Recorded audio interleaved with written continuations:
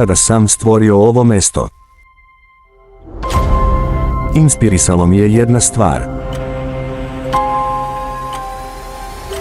Sreća.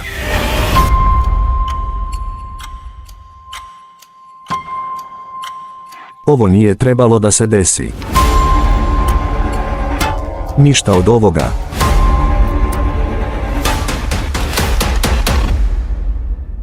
Ali nisu hteli da urade kako im je rečeno.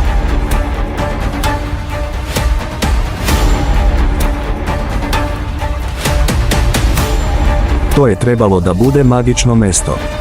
Gde ništa mogao ikada pogrešiti. Ali kako je moj brat jednom rekao, uz malo osmeha sve se može popraviti.